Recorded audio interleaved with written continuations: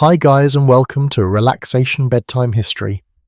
Tonight we slip quietly into a narrow street where the night air carries a softness that feels almost intentional, as if the city itself is trying not to disturb what happens here. The lanterns glow low and amber, their light brushing against worn brick and damp stone, and you find yourself standing just outside a place most people pretend not to see.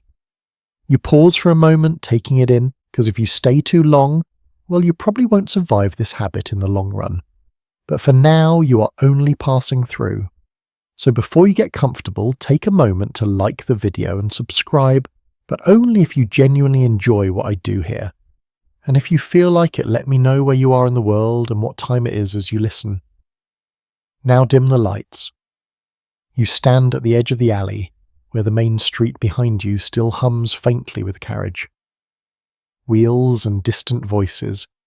Here, though the sound thins out, it does not vanish entirely, but it becomes something softer, something filtered, like hearing the world through cloth. The ground beneath your feet is uneven, stone-worn smooth in some places and broken in others.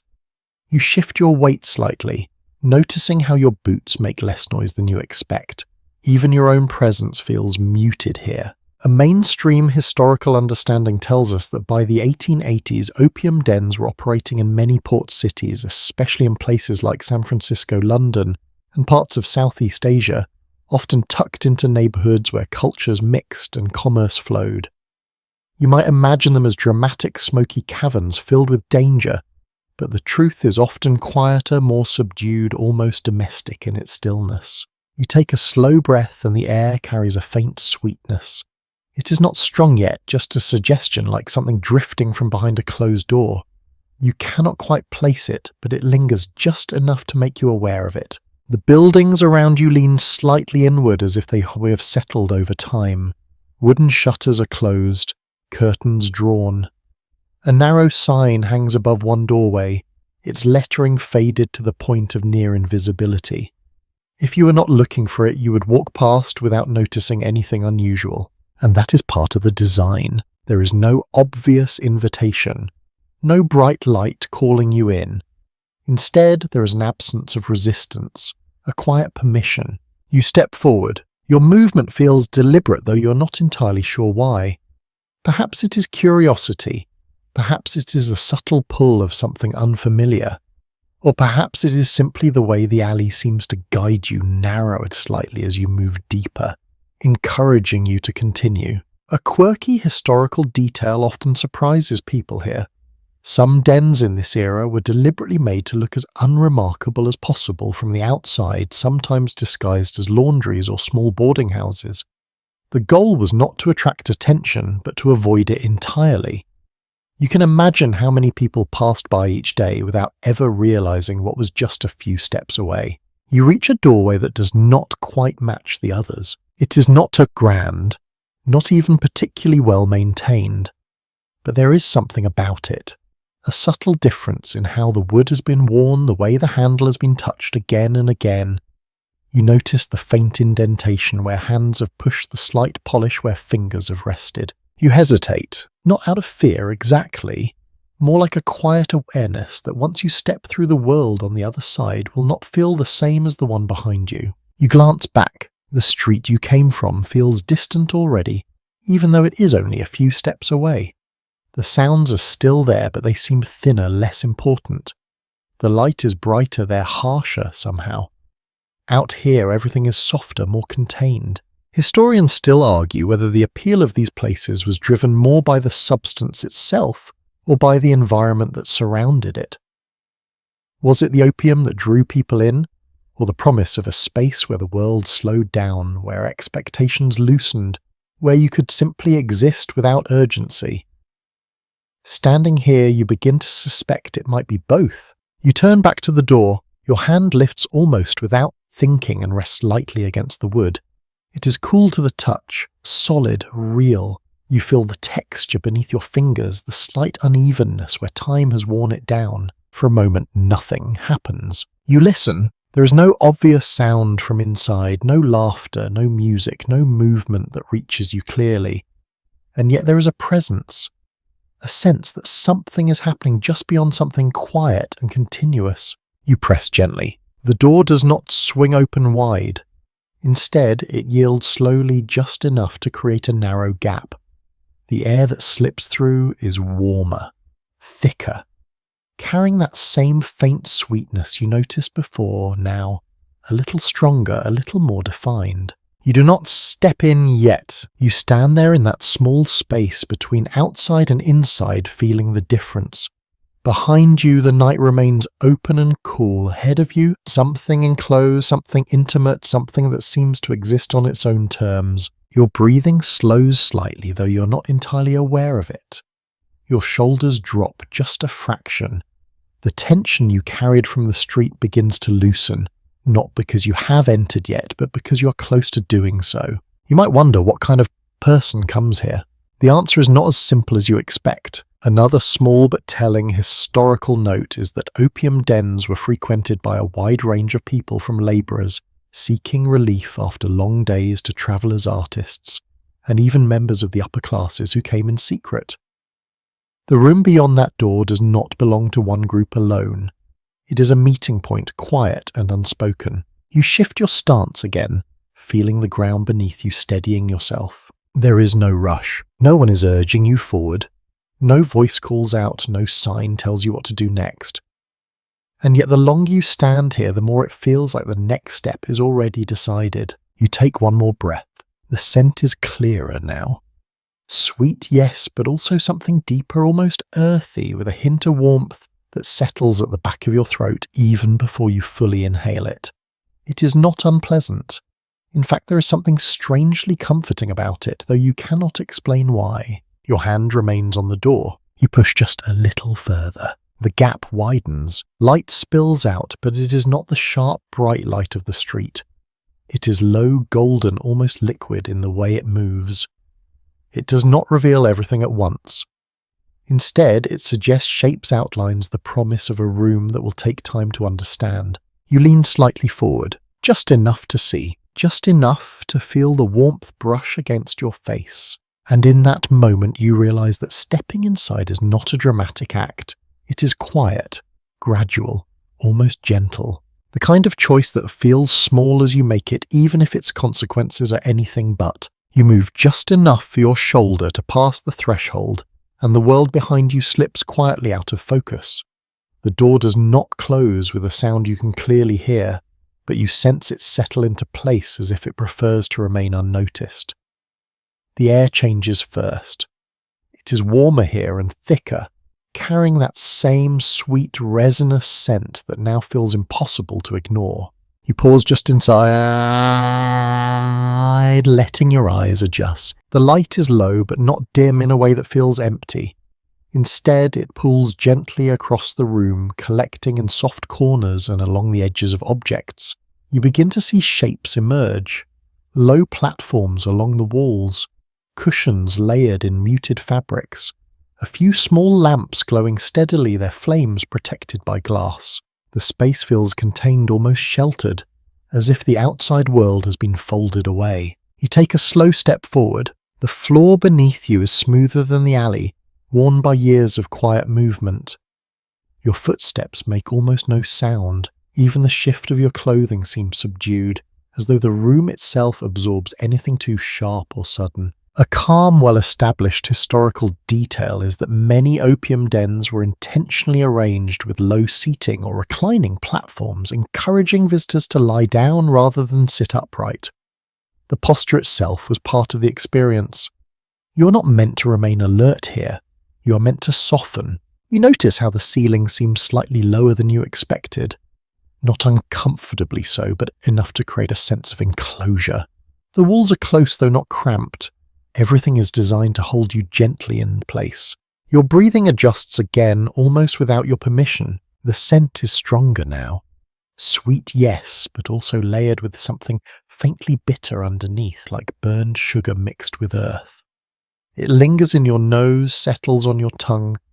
You do not cough, but you feel the presence of it, a quiet pressure that reminds you that this air is different. There is a curtain just ahead. Not heavy, not ornate, but enough to divide the entrance from the deeper part of the room. It sways slightly, though there is no obvious breeze. You wonder how many hands have brushed against it, how many people have passed through this same space, pausing just as you are now. You reach out, your fingers touch the fabric. It is softer than you expect, worn smooth in places where it has been handled again and again. For a moment you simply rest your hand there, feeling the texture, grounding yourself in something tangible. Beyond the curtain you hear something, not a clear sound, more like a collection of small, quiet movements. A faint murmur, the soft clink of something delicate.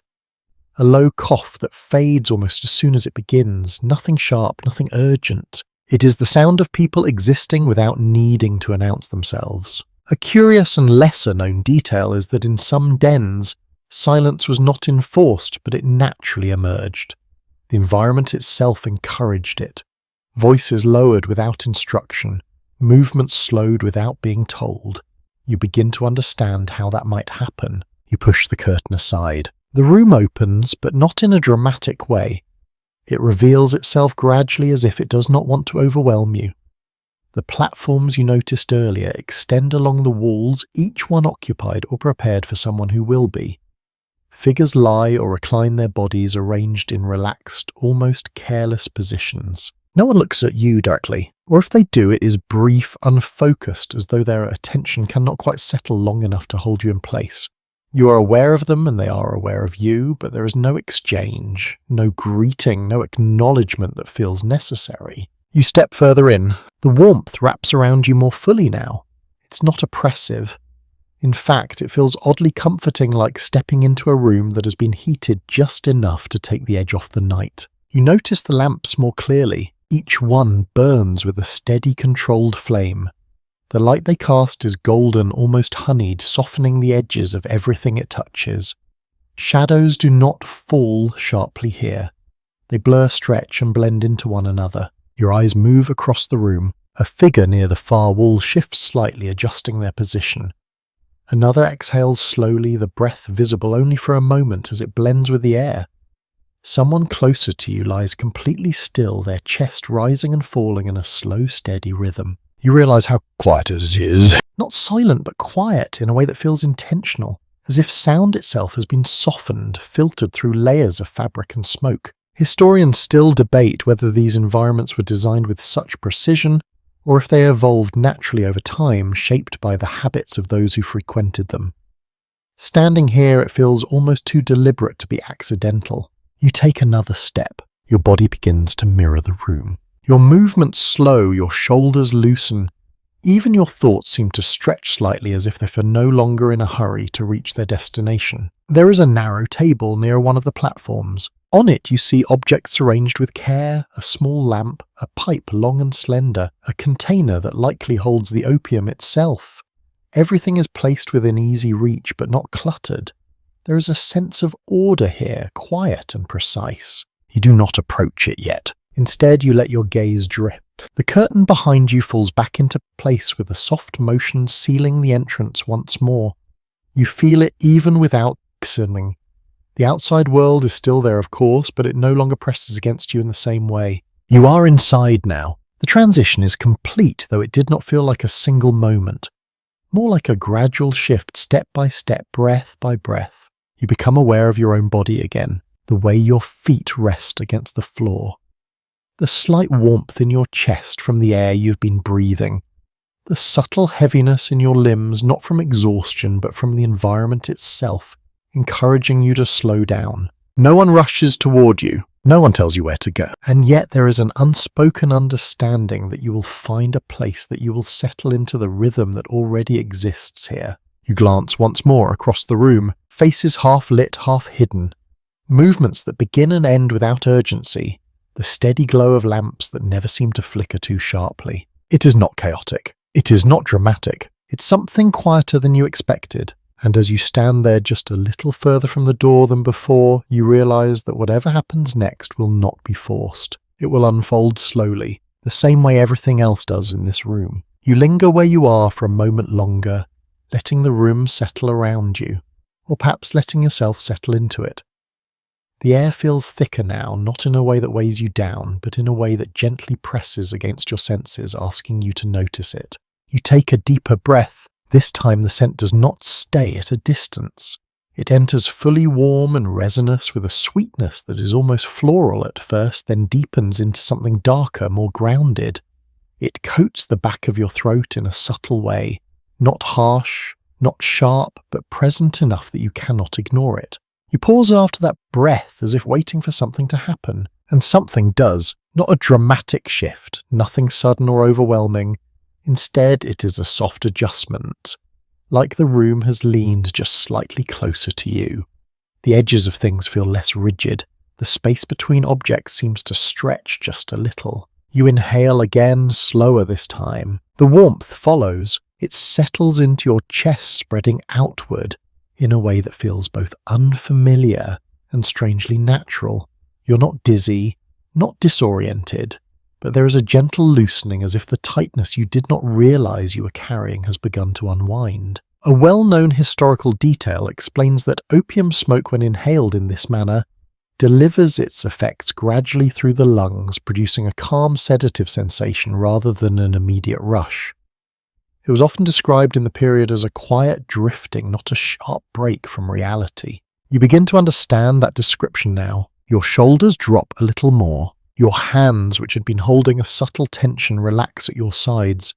Even your jaw loosens, the small constant pressure you rarely notice easing without effort. You exhale. The breath leaves you slowly, carrying with it a faint trace of that sweetness. You watch it for a moment, though it is not visible in the same way as cold air outside. Here, everything blends too easily for that. You take another step forward. The room does not seem to react, but you feel more a part of it now.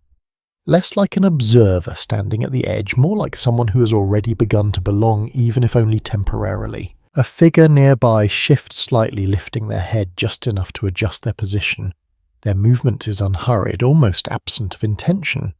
When they settle again, it is with a softness that suggests they have done this many times before. You wonder how long they have been here. Time already feels different. Not lost, not entirely, but less defined. The usual markers that tell you how long a moment lasts begin to fade. There is no clock ticking, no clear sequence of events pushing you forward. Only the steady presence of now. A lesser known and somewhat curious detail is that many first-time visitors to opium dens describe the smell itself as the first and most memorable part of the experience. Before any strong effects took hold, it was the scent that marked the transition, the signal that you had entered a different kind of space. You shift your weight again, though the movement feels slower than before. Your body responds without urgency. You notice the warmth in your limbs now. Not heat exactly, but a gentle heaviness that spreads outward, making each movement feel more deliberate even when you are not trying to be. You inhale once more. This time you are less cautious. The air fills you, and with it comes a soft wave of calm that settles deeper than before. It is not overwhelming. It does not demand your attention. It simply exists steady and patient. You exhale again and your eyes drift across the room. The lamps glow steadily. Their light unchanged, but you perceive them differently now. The edges of the glass seem softer. The glow feels fuller, as if it extends just a little further than it did a moment ago. A quiet murmur reaches you from somewhere to your left. You cannot make out the words, if there are words at all. It is more like a sound shaped by breath rising and falling in a gentle rhythm. You listen for a moment, then let it fade into the background again. Historians still argue whether the sensations described in opium dens were purely chemical or partly shaped by expectation and environment. Did the mind create part of the experience because it anticipated it, or was it entirely the effect of the substance itself? Standing here, breathing this air, it feels difficult to separate the two. You take another slow breath. The sweetness is no longer surprising. It is familiar now, almost comforting. It settles into you more easily, as if your body has already begun to accept it. Your posture changes without your awareness. Your spine softens. Your head tilts slightly, not from weakness, but from a subtle release of effort. You're no longer holding yourself upright with the same intention as before. You glance down at your hands. They feel heavier. though not in an unpleasant way, just more present, more noticeable, as if each small movement carries a little more weight than it used to. You flex your fingers once slowly. The motion feels delayed, not in time but in perception. You notice it more fully, each part of the movement unfolding with a clarity that would normally pass too quickly to observe. You exhale again. The room continues as it was. No one reacts to your experience. No one watches you closely. Each person remains within their own quiet space, their own rhythm of breath and stillness. And that, more than anything, allows you to relax further. There is no performance required here. No expectation that you will behave in a certain way. Only the steady unfolding of sensation one breath at a time. You take another step, then another, moving deeper into the room. The air wraps around you more completely now. And with each breath, the boundary between you and the space feels a little less defined. Not gone, just softer. You pause again, not because you need to, but because it feels natural to do so. To stand, to breathe, to let the moment stretch. And as you draw in another quiet breath, you realize that the experience has already begun long before you ever touched a pipe or lay down. It began with the air, with the scent, with the simple act of breathing something different. You stand there a little longer, letting that softened awareness settle into something steady, something that no longer surprises you. The room feels closer now, though nothing has physically changed.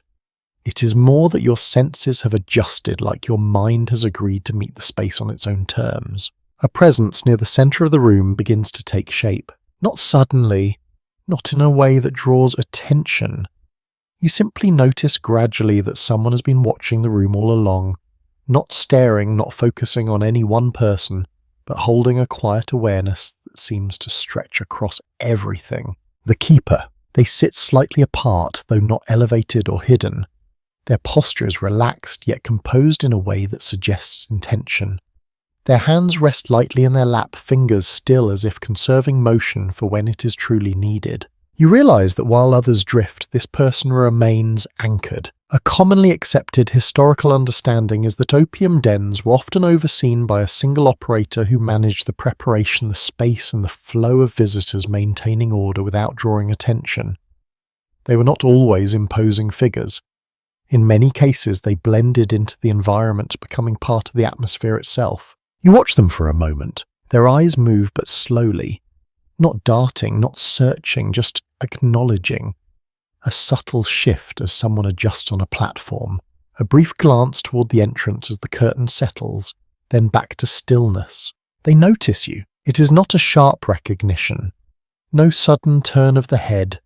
Just a slight change, a gentle alignment of attention that lets you know you have been seen. You feel it more than you observe it. There is no greeting in the usual sense, no words exchanged. Instead, there is a small gesture almost imperceptible, a tilt of the head, a soft movement of the hand toward an open space along the wall, an invitation. You hesitate, but only briefly. Your body already feels slower, more receptive, and the simplicity of the gesture makes it easy to follow. There is no pressure behind it, no expectation, only the quiet suggestion that you are welcome to settle. You begin to move toward the indicated space. Each step feels measured, not because you're trying to be careful, but because your body no longer rushes. The floor supports you evenly, and the warmth of the room seems to guide you forward almost like a gentle current. As you pass by the keeper, you catch a closer glimpse. Their expression is calm, neutral, but not empty. There is awareness there, layered with something that feels practiced. Not cold, not distant, but steady in a way that suggests they have seen this same moment unfold many times before. An interesting lesser discussed detail is that some den keepers developed reputations for the quality of their preparation and the atmosphere they maintained. Regular visitors often return to the same place not just for the opium itself, but for the consistency of the experience. You wonder how long this person has been here. How many nights have passed under this same soft light? How many people have entered, paused as you did, then slowly become part of the rhythm of the room? You reach the space along the wall, a low platform layered with cushions that appear worn but clean-shaped by repeated use. The fabric is soft to the touch when your fingers brush against it, carrying a faint warmth as if it has absorbed the presence of those who rested here before you. You lower yourself carefully, Not collapsing, not dropping, but easing down in a way that matches the pace of everything else around you. The cushions give slightly under your weight, supporting you without resistance. You adjust your position. At first, you sit upright, unsure of how to arrange yourself. The posture feels familiar, something carried over from the outside world, but here it seems slightly out of place, too rigid, too alert. The keeper notices. Again, no words, just a subtle movement. They rise not abruptly, but with a smooth, economical motion that draws no attention from the others. In a few quiet steps, they are beside you. You feel their presence before you fully look up. They kneel slightly, their movements precise but unhurried. One hand gestures toward the cushions, indicating a different position, lower, more relaxed. You follow the guidance, leaning back, shifting your weight, allowing your body to settle into a reclining posture. It feels unfamiliar at first, your balance adjusting, your muscles releasing in ways they are not used to. The keeper makes a small adjustment. A cushion is moved slightly under your shoulder. Another is shifted to support your arm. The changes are minimal, but the effect is immediate. Your body settles, more fully, tension slipping away in small, almost unnoticed increments. A scholarly discussion often centers on how much of the opium experience was shaped by ritual and guidance like this. Some researchers suggest that the physical arrangement of the body played a crucial role in how the effects were perceived, reinforcing relaxation and stillness from the very beginning. You feel that now? Your body lies at an angle that encourages stillness. There is no strain, no need to hold yourself upright. Gravity does the work for you, and you simply rest within it. The keeper steps back, not retreating, but returning to their place with the same quiet efficiency. Their role is complete for the moment. They do not linger, do not watch you closely, but you sense that they remain aware. You exhale slowly. The position changes everything. The room feels different from here. Lower, softer, more enveloping. The ceiling seems further away, the walls less defined. Your view is partially framed by the gentle curve of the space, the low glow of the lamps, the still forms of others resting nearby. You turn your head slightly. The movement is slow, not because it has to be, but because it feels natural that way. You notice another figure a short distance from you, lying in a similar posture, eyes half closed, breathing steady. There is no tension in their face. No sign of urgency or thought pressing against them. You wonder what they were experiencing. Then the thought drifts. Not gone, just less important. You settle deeper into the cushions. The fabric beneath you holds a faint warmth, and the air around you continues to carry that sweet, steady scent. Each breath feels fuller, now more integrated, as if your body has accepted the environment completely. Your arms rest at your sides. Your legs extend, slightly supported by the softness beneath you. There is no need to adjust further. Everything feels balanced, aligned without effort. You close your eyes for a moment, not to sleep, not yet, but simply to feel. The room remains, the quiet movement, the soft glow, the presence of others, all continuing without interruption. And as you open your eyes again just slightly, you realize that you are no longer standing at the edge of this place. You are part of it now, not fully lost within it, but no longer outside either. You settle a little deeper into the cushions, and the change is subtle but undeniable. Your body no longer feels like something you're actively holding in place. It rests supported from beneath and gently enclosed by the quiet structure of the room. Your shoulders sink first, then your back follows, easing into the softness below. The small muscles that usually keep you upright seem to release their work one by one, as if they have finally been given permission to stop. You exhale slowly. The breath feels longer than before, not because you're forcing it, but because there is no reason to hurry it. The air moves in and out with a steady rhythm that begins to set the pace for everything else. A widely recognized historical note explains that opium dens often provided an environment of deliberate stillness, encouraging visitors to remain for extended periods without interruption. Time was not structured here in the way it was outside. There were no clear beginnings or endings, only a gradual drifting in and out of awareness. You begin to sense that shift now. The urgency that followed you in from the street has thinned to almost nothing. Thoughts that once felt immediate now seem distant, as if they belonged to another place entirely. You notice your hands again. They rest loosely beside you, fingers slightly curled, no longer gripping or bracing. There is a faint heaviness there, but it does not feel burdensome. Instead, it feels grounding, like your body is settling into its own weight. You inhale. The scent of the room feels deeper now, more layered. The sweetness is still there, but it has become part of the background, no longer something that stands out. It blends with the warmth, with the softness of the air, with the quiet presence of everything around you. A curious and lesser-known detail is that many first-time visitors reported a moment where the sensory experience became less distinct and more unified. Smell, touch, and sound seem to merge into a single atmosphere rather than separate elements. You begin to understand that merging, the faint murmur you heard earlier, is no longer a separate sound. It is part of the room itself. The warmth against your skin is not something you actively notice, but something that simply exists. You shift slightly. The movement is slow, almost delayed, as if your body considers it more carefully than before. The cushion beneath you adjusts, absorbing the motion without resistance. You settle again. This time there is no need to correct your position. Everything feels aligned. You let your head rest more fully. Your neck relaxes, your jaw softens, and even your eyes, though open, seem less focused. The edges of your vision blur slightly, not in a way that distorts, but in a way that softens. You are still aware, but the sharpness of that awareness has faded into something gentler. A debated topic among scholars is how much of this experience is shaped by the setting itself. Some suggest that the quiet, dim environment plays as significant a role as the opium guiding the mind into a state of calm before the substance fully takes effect. Lying here, it feels impossible to separate the two. Your breathing continues to slow. Each inhale feels complete, filling your chest without strain. Each exhale lingers as if there is no need to rush toward the next breath. You notice the rhythm of it. Inhale, pause, exhale, pause. The spaces between begin to stretch not uncomfortably, but in a way that makes time feel less defined. You glance to your side. Another figure lies nearby, their posture mirroring yours. Their breathing is steady, their face relaxed. There is no sign of tension or thought pressing against them. You watch for a moment, then your gaze drifts away. There is no need to hold on to anything for long. You become aware of your legs. They feel heavier now, more anchored to the surface beneath you.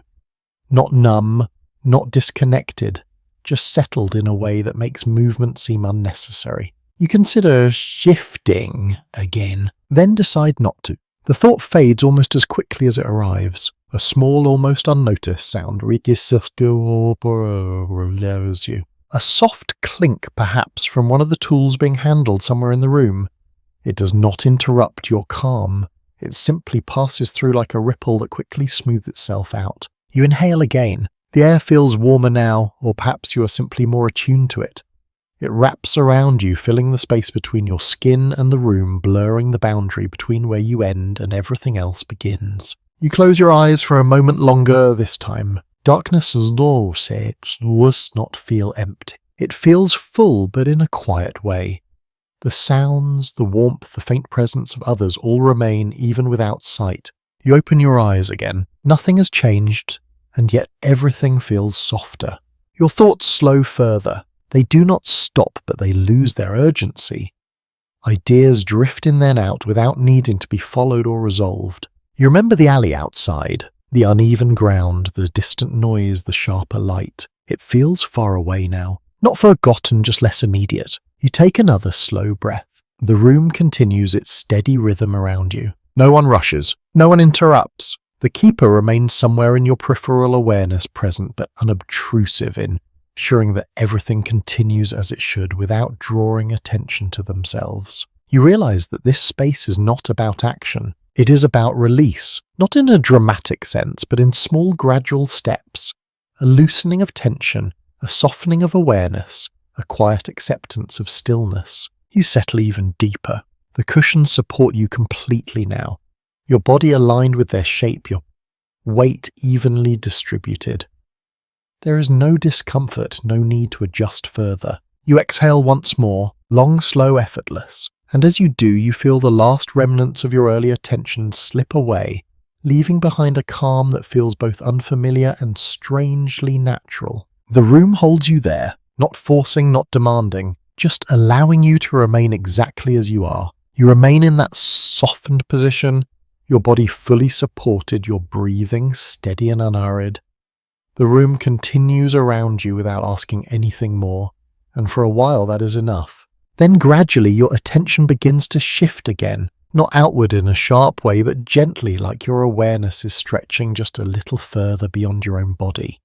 Your eyes drift toward the narrow table you noticed earlier, the one holding the small, carefully arranged objects. From where you lie, you can see more clearly now. The lamp is the first thing that draws your focus.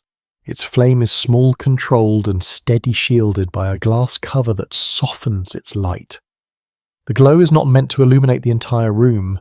It exists for something more specific, something precise. Beside it rests the pipe, long, slender, and delicate in its construction.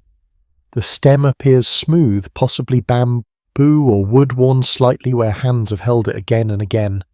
At one end, a small bowl shaped to hold just enough, no more than necessary. You watch as the keeper moves toward another visitor. Their steps are quiet, almost imperceptible, but now that your attention is tuned to the room, you notice the pattern. Nothing is wasted, no movement is rushed. Each action follows the next with a calm sense of purpose. A well-documented historical detail is that preparing opium for smoking was considered a careful and almost ritualized process. The substance itself was heated, shaped, and placed with precision, often requiring practiced skill to achieve the desired effect. You see that skill now. The keeper sits beside the other visitor, arranging the tools with a familiarity that suggests years of repetition. A small container is opened. Inside, a dark, sticky substance catches the light, its surface reflecting faintly. A thin metal tool is used to gather a small portion. Not scooped, not grabbed, but lifted with care. The amount is modest, controlled. There is no excess here. Everything is measured, even if no scale is visible. You watch closely, though. Your gaze remains soft. The keeper brings the opium closer to the lamp, rotating it gently so that the heat begins to work on it. The substance responds slowly, softening, becoming more pliable. The motion is steady, almost hypnotic. A curious and often overlooked detail is that the preparation itself was sometimes as important as the consumption. Observers in the 19th century often remarked on the almost meditative quality of the process, both for the person preparing it and for those watching. You begin to feel that quiet pull, the slow rotation, the steady flame, the subtle change in texture. It draws your attention without demanding it. The keeper shapes the opium, carefully forming it into a small rounded mass that fits precisely into the bowl of the pipe. There is no hurry in this step. Each movement is deliberate, refined through repetition. Once placed, the pipe is angled toward the lamp. The bowl hovers just above the flame, not touching it, but close enough for the heat to rise and begin its work. The opium darkens slightly, then glistens, releasing a thin thread of smoke that curls upward in a slow, delicate motion. You follow that movement with your eyes. The smoke does not rush. It unfolds, twisting gently, then dissolving into the air. It becomes part of the room, almost immediately blending with the existing haze. A scholarly perspective often raises the question of how much of the opium den experience was shaped by these visual and sensory cues. Some researchers suggest that the slow, deliberate preparation created an anticipatory calm, easing the mind even before the substance was inhaled. You feel that anticipation now, not in a sharp or eager way, but in a quiet awareness that something is about to happen. The room seems to lean into it, just slightly, as if acknowledging the next step in a familiar sequence. The keeper offers the pipe. The visitor beside them shifts slightly, adjusting their position just enough to receive it. Their movements mirror your own earlier adjustments, slow and unforced. They bring the pipe closer. Their lips rest lightly at the end, their body already aligned with the posture that allows for this moment. The keeper adjusts the angle, ensuring that the heat remains consistent, that the smoke continues to rise in a steady stream. The visitor inhales. You watch as their chest expands gently, not sharply, not dramatically. The breath is drawn in slowly, as if there is no need to rush the moment. The smoke disappears into them. There is no immediate reaction, no visible jolt or change, only a slight pause, a stillness, that follows the inhale as if the body is considering what it has just received. Then a slow exhale. The smoke returns thinner now, softer, drifting upward and dissolving once more into the room. The keeper withdraws slightly, giving space again. The tools remain close ready for the next preparation, but there is no urgency to begin.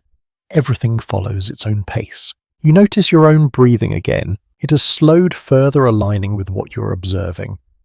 The rhythm of inhale and exhale feels connected to the movement of the smoke, to the steady glow of the lamp. You imagine the wake to the pipe in your own hand, the warmth of it, the smoothness of the stem, the careful balance required to hold it steady above the flame. Your fingers shift slightly as if testing that idea. The movement is small, almost unconscious. A lesser-known historical observation is that newcomers often spent time simply watching before participating, absorbing the rhythm of the space learning without being instructed. That feels true here. No one tells you what to do. No one offers you the pipe yet, and yet you are learning through observation, through stillness, through the quiet repetition of the process unfolding around you.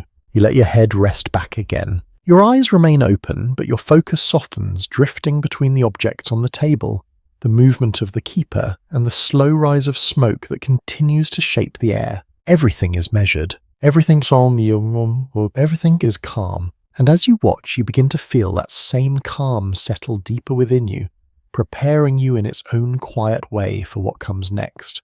You remain where you are, your body fully supported, your awareness moving slowly between what you feel and what you observe. The rhythm of the room has settled into you now, not as something external, but as something you follow without thinking. Your attention drifts back to your own posture. Lying here, you begin to notice how carefully your body has been arranged, not in a rigid or forced way, but in a manner that seems quietly intentional. Your head is slightly elevated. Your shoulders rest evenly.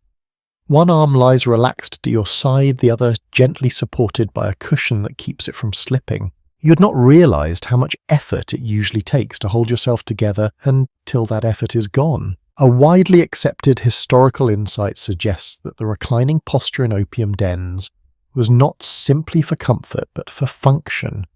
The angle of the body allowed for a smoother inhalation and a more gradual effect, while also encouraging stillness over movement. You feel that stillness now. Not imposed, not required, simply natural. Your legs extend loosely, your weight distributed in a way that removes any sense of strain.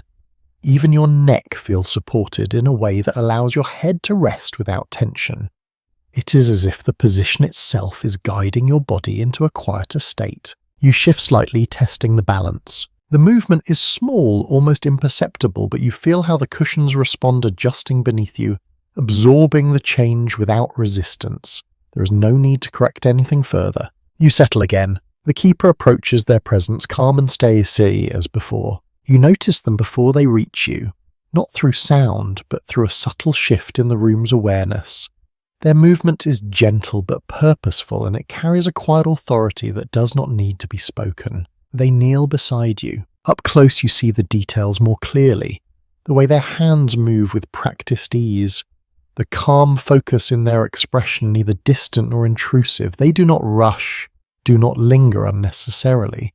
They simply do what is needed. Their gaze meets yours briefly, not to assess, not to question, just to confirm that you are present, that you are ready in the simplest sense. A lesser-known historical observation notes that many den keepers acted as quiet guides for newcomers, offering minimal instruction, but adjusting posture and positioning to ensure a smoother experience. Words were rarely needed. The body understood more quickly than the mind. You feel that guidance now. The keeper gestures toward your arm, encouraging a slight adjustment. You lift it just enough for them to reposition the cushion beneath, creating a more stable support. The difference is immediate. Your arm feels lighter, more at ease. They shift another cushion near your shoulder. Again, the change is subtle, but it allows your chest to open slightly, making each breath feel fuller without effort. You inhale, noticing the ease of it, the way the air fills you without resistance. The keeper observes for a moment, not watching you directly, but sensing the alignment of your posture, the rhythm of your breathing. When everything seems in place, they give a small nod almost to themselves. Then they reach for the pipe. Your attention sharpens slightly, though it remains soft at the edges. The pipe is brought into your field of view, its surface catching the low light of the lamp. You see the small bowl already prepared, the opium resting within it, dark and glossy. The keeper positions the lamp closer. The flame glows steadily, its warmth rising just enough to begin working on the substance. You watch as the opium responds, softening again, releasing a thin thread of smoke that curls upward. A thoughtful line of academic inquiry has explored how these small repeated gestures created a sense of familiarity and reassurance for visitors. The predictability of the process allowed the mind to relax, knowing what would come next without needing to anticipate it. You feel that reassurance now. There is no uncertainty in the keeper's movements, no hesitation. Everything unfolds as it should at a pace that feels both slow and exact. The pipe is angled carefully. The keeper brings it closer to you, but not too close. There is a pause here, a brief moment where nothing happens, allowing you to become aware of what is about to take place. You notice your own breathing again. It has become deeper, more measured. Your chest rises and falls with a steady rhythm that seems to align with the motion of the smoke. The keeper adjusts your position slightly once more, a gentle touch at your shoulder guiding you into a slightly different angle. It feels more natural this way. Your head tilted just enough, your chest open, your body fully at rest. You follow without resistance. The pipe is now within reach. You do not take it yet. Instead, you observe. The way the smoke continues to rise, the way the keeper holds the pipe steady, ensuring the heat remains consistent, the way the entire moment feels suspended, as if time has slowed just enough to allow you to notice every detail. A small curious detail recorded by some observers is that the act of learning how to lie down properly was considered one of the first steps for newcomers. Before anything else, the body had to understand how to rest in a way that supported the experience. You realize that this is what you have been doing, not just lying down, but learning how to be still. Your muscles no longer resist the surface beneath you. Your breath no longer rushes.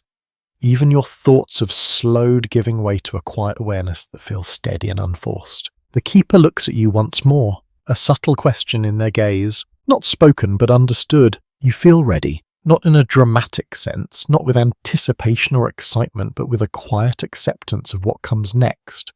Your body is aligned, your breath is steady, your awareness is soft but present. You lift your hand slightly. The movement is slow, deliberate, guided more by the rhythm of the room than by intention.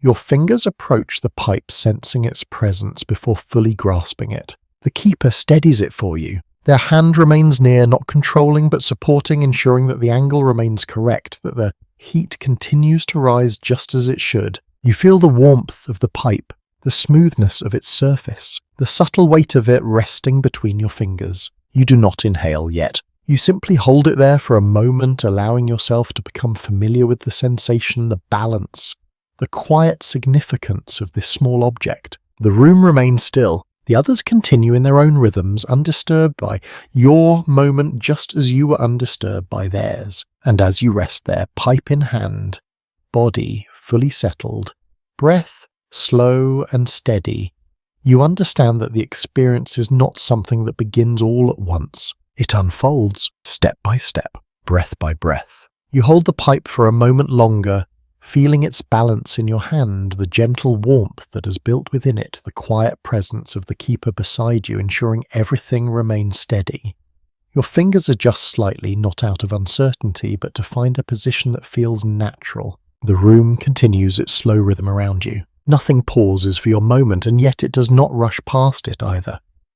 Everything seems to move at a pace that allows you to remain exactly where you are, suspended between action and stillness. You bring the pipe closer. The motion is careful, unhurried.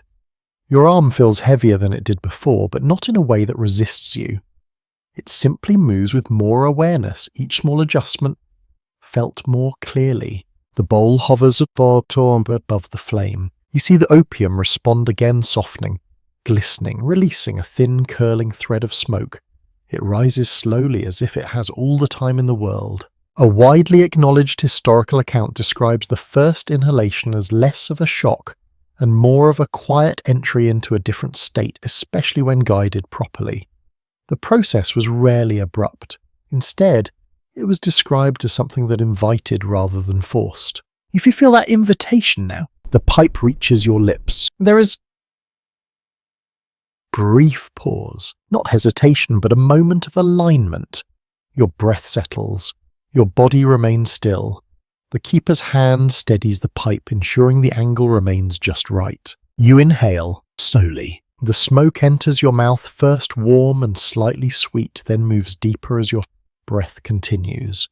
It is not harsh, not overwhelming. It feels dense, almost textured, as if it carries more than just air. Your chest expands gently. You do not rush the breath. There is no need. The inhale unfolds at its own pace, guided by the quiet rhythm you've already fallen into. Then you stop. A brief pause. The smoke rests within you. It does not demand attention. It simply exists, spreading slowly, settling into the spaces within your chest. You exhale. The breath leaves you in a soft stream, carrying the smoke back into the room. It drifts upward thinner, now dissolving almost immediately into the surrounding haze. You lower the pipe slightly. Your hand remains steady, though the weight feels different now. Not heavier, not lighter, but more noticeable, as if your awareness of it has deepened. A curious observation from historical descriptions is that many first-time users noted the subtlety of the initial effect. Rather than an immediate transformation, there was often a gentle shift that became more apparent only after a few breaths. You begin to notice that shift. Your body feels warmer, not from the room, but from within. A soft heat that spreads outward from your chest, moving slowly through your limbs. It is not intense. It does not overwhelm.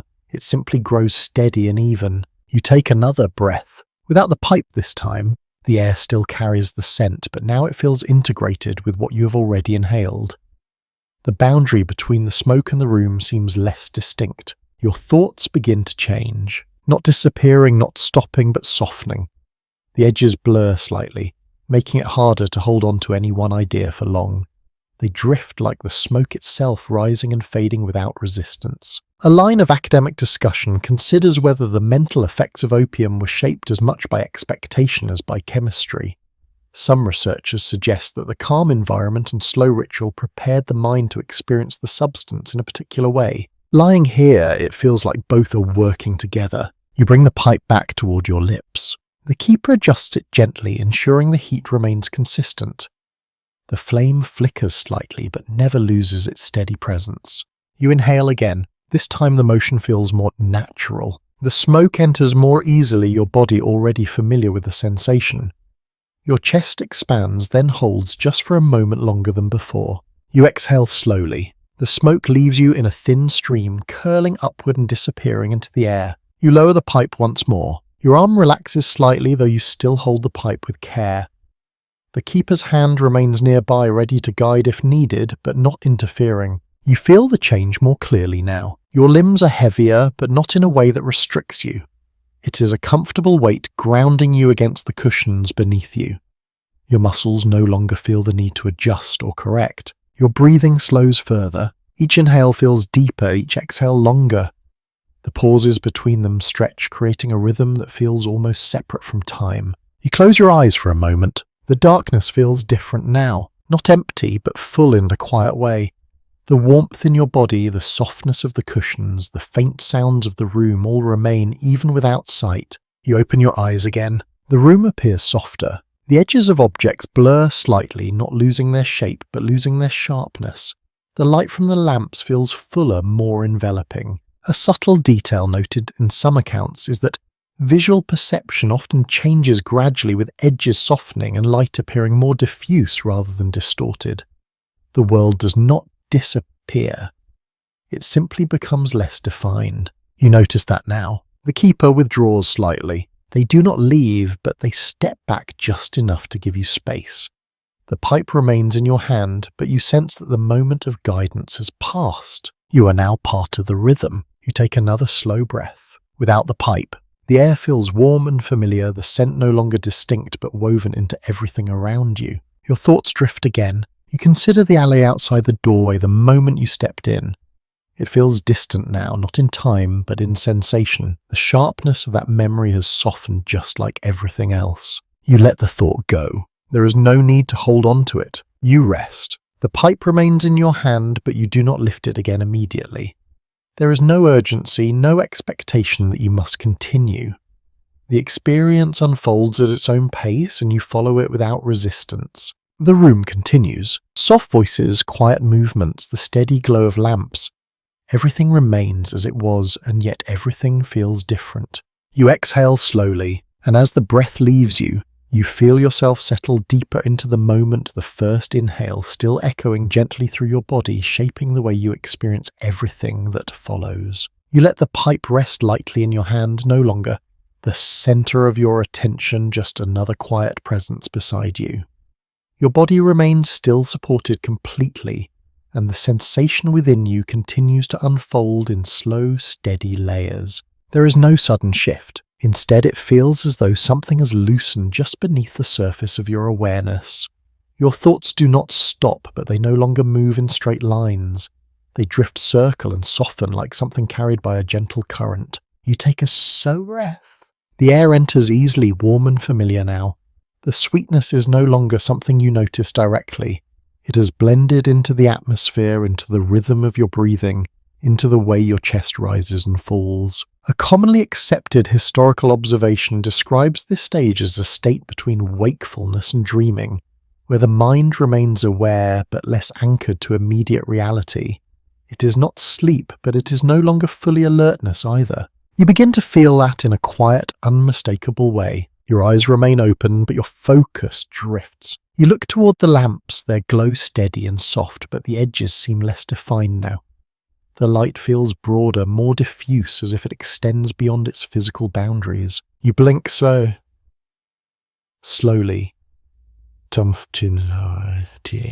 The movement feels longer than it should, as though time stretches slightly during even the smallest actions. When your eyes open again, the room has not changed, but your perception of it has shifted just enough to notice. You feel lighter in your thoughts. Not in your body feels grounded, but in your mind. The usual sense of weight that comes with thinking, the need to hold on to ideas and follow them through, has eased. A curious historical note mentions that many visitors describe their thoughts during this phase as wandering, freely, often without clear direction or purpose, yet without discomfort. It was not confusion. It was simply a different way of experiencing the flow of the mind. You let your gaze drift across the room. The figures around you remain in their own quiet states. One shifts slightly, another exhales slowly, a third lies completely still. Each movement feels distant, not because it is far away, but because it does not demand your attention. You notice a faint sound, a soft murmur, perhaps a voice, though the words do not reach you clearly. It rises, then fades, blending into the background without leaving a trace. You consider listening more closely. Then the thought dissolves before it can fully form. Your attention moves inward again. You become aware of your breathing. Inhale, pause, exhale, pause. The rhythm is steady, almost separate from your conscious control. It continues whether you focus on it or not, a quiet anchor in a space where everything else feels fluid. A thoughtful academic perspective has suggested that this drifting state may have been part of the appeal of opium use in the 19th century, offering a temporary escape from the rigid structures of daily life. The mind was allowed to move without direction, without urgency, without the need to resolve anything. You feel that freedom now. There is nothing you need to do, nothing you need to decide. Even the idea of time feels less important. You glance again at the pipe in your hand. It remains where you left it, angled slightly, the bowl still faintly warm. You could lift it again, take another breath, continue the process. But there is no pressure. The moment feels complete as it is. You shift your head slightly. The movement is slow, deliberate, though you're not trying to make it so. It simply unfolds at its own pace, your body following a rhythm that feels natural in this space. The cushion beneath you adjusts again, supporting the change without resistance. You settle once more. Your limbs feel heavier now, but also more distant in a way. You are aware of them, but they do not demand your attention. They rest quietly as if they belong to the room as much as to you. A debated topic among historians and researchers is whether repeated use of opium altered perception in lasting ways, or if the effects remain confined to the moments of use. Some accounts suggest a lingering softness, a subtle change in how the world was experienced even after leaving the den. You wonder about that. Not in a focused way, just as a passing thought. Then it drifts away. You close your eyes again. This time the darkness feels deeper. Not empty, but layered. The warmth in your chest, the gentle heaviness in your limbs, the faint sounds of the room all remain, creating a sense of presence even without sight. You remain there for a few breaths. Inhale. Exhale. The rhythm continues. You open your eyes slowly. The room returns, but it feels slightly further away, as if you are observing it through a thin veil. Not separated, just softened. The keeper moves somewhere in your peripheral vision. You notice the motion, but it does not draw you in. It is simply part of the ongoing flow of the room, like the flicker of the lamps or the quiet shifting of others. You take another breath. The air feels steady, unchanged, yet your experience of it continues to evolve. Your thoughts drift again. Fragments of memory. Small impressions, sensations that do not quite form into clear ideas. They come and go without resistance, without the need to hold on to them. You let them pass. There is a sense of floating now. Not physically, your body remains grounded, but mentally. As if your awareness is no longer fixed in one place, but gently moving, shifting, exploring without direction.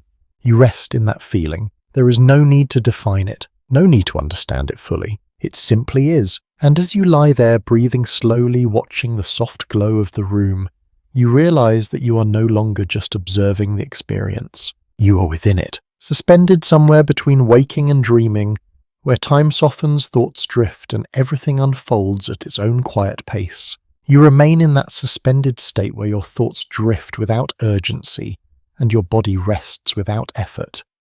The room continues to hold its steady rhythm, and you move within it as if guided by something quieter than intention. The sounds return to your awareness, but not as distinct elements. They blend, a soft exhale from somewhere nearby, the faint brush of fabric against wood, a low, almost indistinguishable murmur that rises and fades before it can fully form into words. Each sound exists, but none of them demand your focus. You listen without trying to listen, and that makes all the difference. A broadly recognized historical observation suggests that opium dens were often described as spaces where sound lost its sharp edges.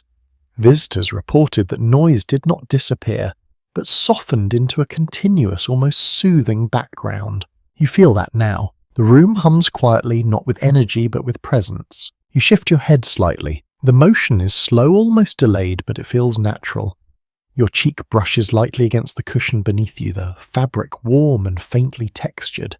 Even that small sensation seems more noticeable, more complete. Your breathing continues its steady rhythm. Inhale. Pause. Exhale. The pauses linger just a little longer, now stretching the space between breaths in a way that feels calm rather than empty. A faint cough reaches you. It is soft, restrained, and it fades quickly, absorbed by the room before it can become disruptive. You notice it, acknowledge it, and then it disappears into the background. A curious detail noted in some accounts is that coughing was common, especially among those less accustomed to the smoke, yet it rarely disturbed the overall atmosphere. The environment seemed to absorb such interruptions, maintaining its quiet continuity. You let your gaze drift again. The figures around you remain in their own states, each one following a rhythm that does not interfere with the others. One person adjusts slightly, another remains completely still. A third exhales a thin stream of smoke that curls upward and vanishes. No one interacts directly, and yet there is a shared presence. You are all within the same space, the same air, the same slow unfolding of time, even if your experiences remain separate. You notice the keeper again. They move quietly from one side of the room to the other, their steps barely registering. When they pause, it is with purpose. When they act, it is with precision. Then they fade back into stillness once more. An ongoing scholarly discussion considers whether the keeper's role extended beyond simple management, suggesting they may have shaped the emotional tone of the space through subtle cues guiding the pace and atmosphere without overt control. Watching them now, it feels possible. Their presence does not interrupt the calm, it reinforces it. You take another slow breath. The air feels thicker, or perhaps you're simply more aware of it. Each inhale carries the same warmth, the same faint sweetness, but it no longer stands out. It has become part of the environment you inhabit. Your thoughts drift again. You notice how they no longer follow a clear path. One idea leads to another, then fades before it fully forms. There is no frustration in this, no sense of losing something important. It simply happens. A soft voice reaches you, not loud enough to understand, just a tone, a shape of sound carried on breath. It rises, then dissolves, leaving no clear trace behind. You consider focusing on it. Then the thought slips away. A lesser-known observation from historical descriptions suggests that conversation in opium dens often became fragmented, with words losing their structure and blending into a soft murmur rather than clear dialogue. You begin to sense why. The effort required to form and follow words feels unnecessary here. Silence or something close to it feels more natural. You shift your fingers slightly. The pipe still rests in your hand, though you have almost forgotten it. Its presence is gentle, not demanding. You feel the smooth surface beneath your fingers, the faint warmth that remains. You do not lift it. There is no need. The experience continues without it. Your awareness moves back to your body. Your chest rises and falls slow and even. Your limbs feel heavy, grounded, yet distant in a way that makes movement seem less important. You are still, completely still. And yet you are not rigid. There is softness in your stillness, a sense that you could move if you wished, but there is no reason to. You close your eyes again. The darkness feels familiar now. Not empty, not quiet in a hollow way, but full of the same soft presence that surrounds you when your eyes are open. The sounds, the warmth, the faint movement of air all remain. You listen. The murmur continues. The occasional shift of fabric. The steady rhythm of breathing, not just your own, but others as well, blending into a quiet collective pattern. You open your eyes slowly. The room returns unchanged yet softened. A reflective line of academic inquiry has explored how shared environments like this could create a sense of collective calm even without direct interaction. Individuals remained separate yet influenced by the same slow rhythm. You feel that connection now, not through words, not through action, but through the shared pace of everything around you. You take another breath. The air moves through you steady and warm, carrying with it the same quiet presence that has settled into every part of your awareness. There is no urgency, no need to move forward, no expectation of what comes next, only this moment stretching gently unfolding without effort. And as you remain there listening without focusing, breathing without thinking, you realize that the room is no longer something you observe. It is something you exist within. You remain in that quiet suspension where your breathing carries you from one moment to the next without effort. The room continues its soft rhythm, and you feel yourself drifting within it, neither fully anchored nor entirely untethered. Your eyes move again, not with purpose, just with gentle curiosity that rises and fades. You begin to notice the faces around you more clearly, though they are still softened by the low light and the haze that fills the space. Each face tells a different story. A well-established historical observation notes that opium dens attracted a remarkably diverse range of patrons, from labourers and sailors to merchants, artists and individuals of higher social standing, who arrived quietly and left without drawing attention. It was a space where differences blurred, at least for a time. You see that diversity now. To your left, a man lies with his arm draped loosely across his chest. His clothing suggests long hours of physical work. The fabric is worn, the edges slightly frayed. His face is lined in a way that speaks of effort and endurance, yet here those lines have softened. His breathing is slow, even unburdened. Across the room, another figure reclines with a different kind of stillness. Their posture is careful, almost refined even in rest. The fabric of their clothing catches the light differently, smoother, less worn. Their hands remain folded gently, as if habit still lingers even in this softened state. You notice how their face too has changed. The tension that might have existed outside this room has eased, replaced by something quieter, less defined. A small curious detail recorded in some historical accounts mentions that individuals who would never cross paths in daily life often found themselves sharing the same space within opium dens, separated by circumstance, but united by the same slow experience. You begin to feel that shared presence more clearly, not as connection in the usual sense. No one speaks to you, no one reaches out. And yet there is a subtle awareness that you are all moving through something similar, each in your own way. You turn your head slightly. The movement feels slow, almost floating, as your gaze settles on another figure nearby. This one is younger, their features softer, their posture less practiced. Their breathing is uneven at first, then gradually settles into the same rhythm as the rest of the room. You watch for a moment, then your attention drifts again. A thoughtful line of scholarly discussion considers whether this shared environment created a temporary sense of equality where the usual markers of status and identity became less significant. Some suggest that within these spaces individuals experienced a brief detachment from their roles outside. You sense that detachment now. The details that might define a person beyond this room feel distant, almost irrelevant. What remains is simpler breath, stillness, presence. You shift your gaze once more. Near the far wall, a figure lies completely still, their face turned slightly away from the light. For a moment you wonder if they are asleep. Then you notice the slow rise and fall of their chest. They are here just as you are moving through their own quiet experience. You feel a slight shift within yourself. Not physical, but perceptual. The boundaries between you and the others feel softer. Not gone, but less pronounced. You are aware of your own body, your own breath, but you are also aware of the collective rhythm that surrounds you. A faint sound draws your attention, a soft exhale longer than the others, followed by a brief pause.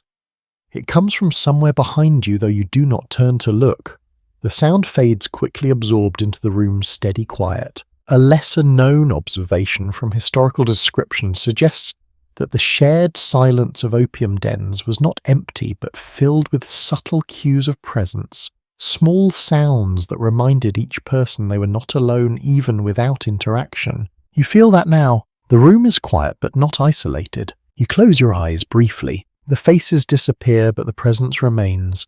You can still sense the others through the faint sounds, the shared warmth, the rhythm of breathing that seems to extend beyond your own body. You open your eyes again. The room returns soft and steady. Your thoughts drift once more. You consider who these people might be outside this space, where they came from, what brought them here, but the questions do not hold. They fade before they can fully form. A reflective academic perspective has explored how the opium den experience often reduced the importance of narrative thinking, allowing individuals to exist without the need to construct stories about themselves or others. You feel that reduction now. There is no need to know, no need to understand, only to observe, and even that feels optional. You shift your fingers slightly. The pipe remains in your hand, though its significance has diminished.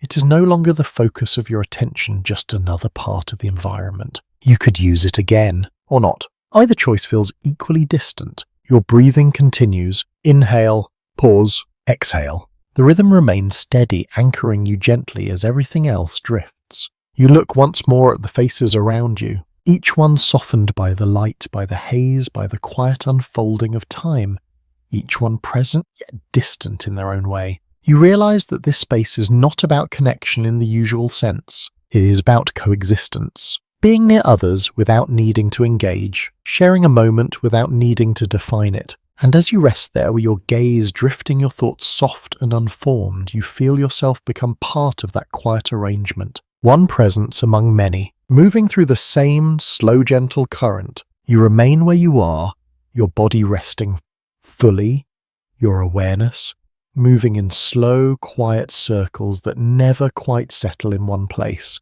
The room continues its steady rhythm, and something within you begins to loosen even further. Time shifts. Not in a way you can measure, but in the way it feels. Moments no longer arrive in a clear sequence. Instead, they stretch or overlap and sometimes seem to pause entirely before continuing again. You take a slow breath. It feels longer than before. Or perhaps it simply feels more noticeable. A widely accepted historical observation notes that opium use often altered the perception of time, with users describing minutes as extended and sequences of events as blending together. It was not that time stopped, but that its usual structure softened.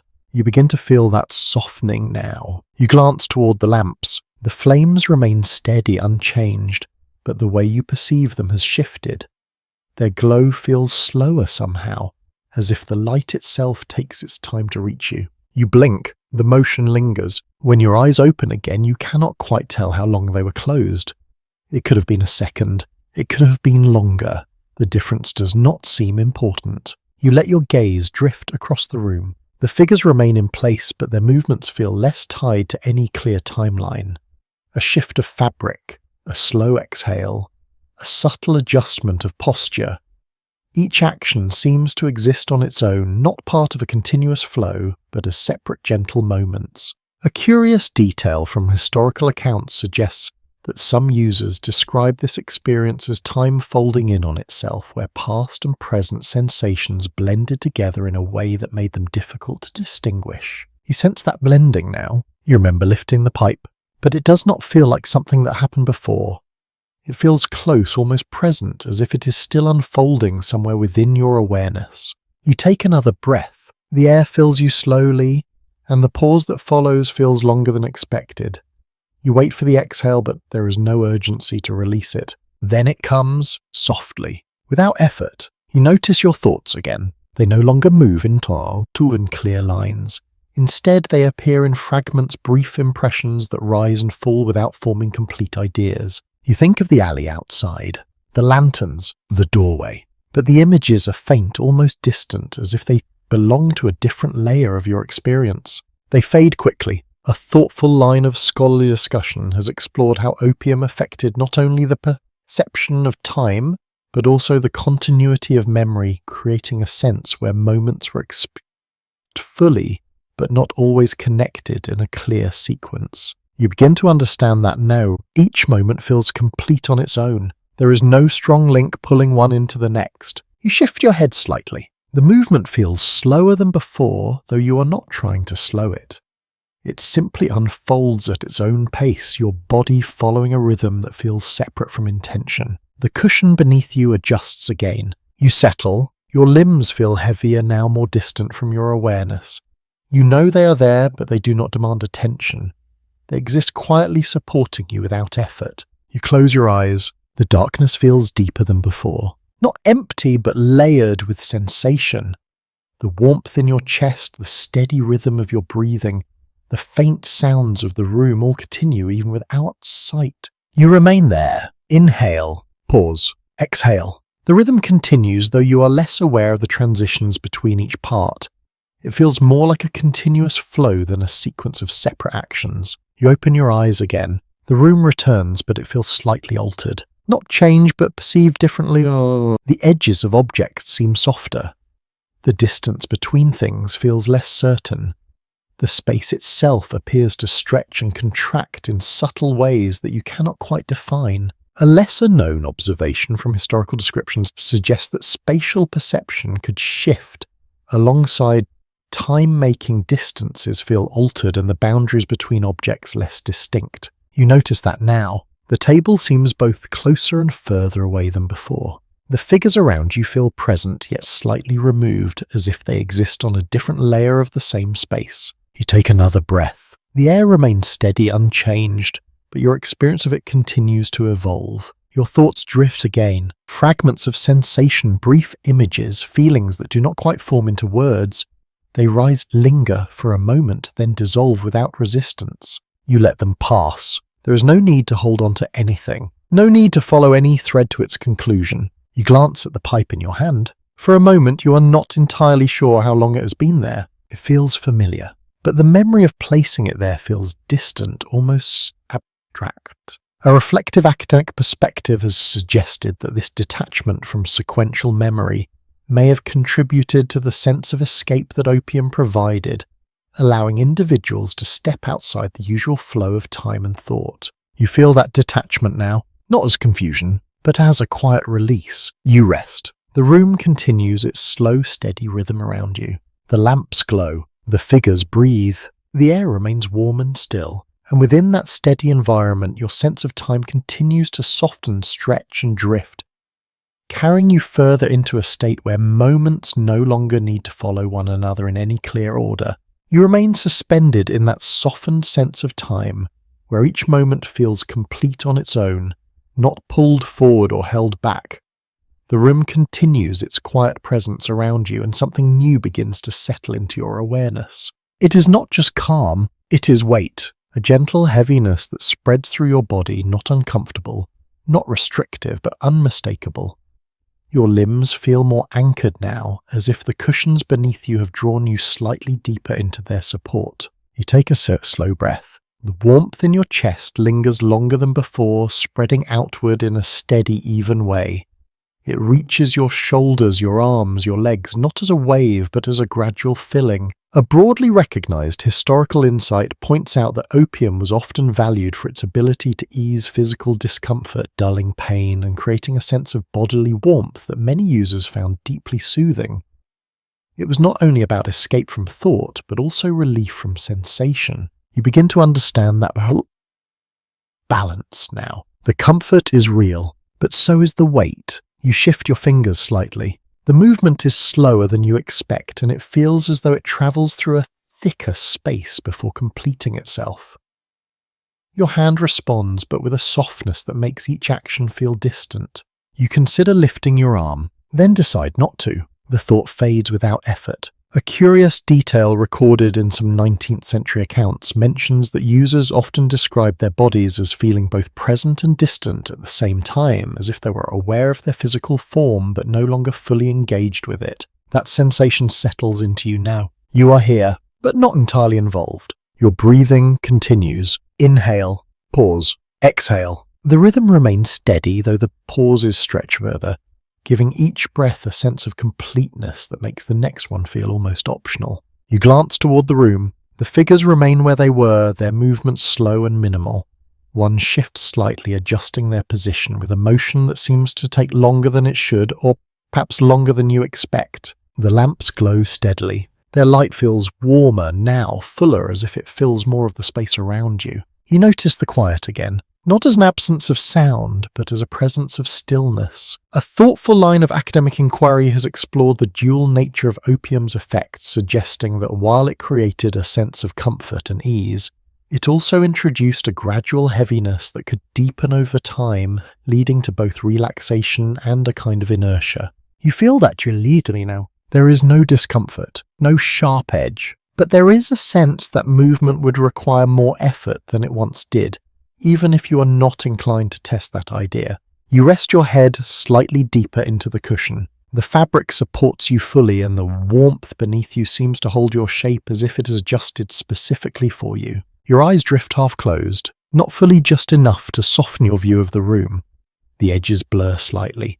The light spreads and everything takes on a gentler form. You watch without focusing. A faint sound reaches you, the soft clink of metal against glass, perhaps from the keeper, preparing another pipe somewhere in the room. It is distant but clear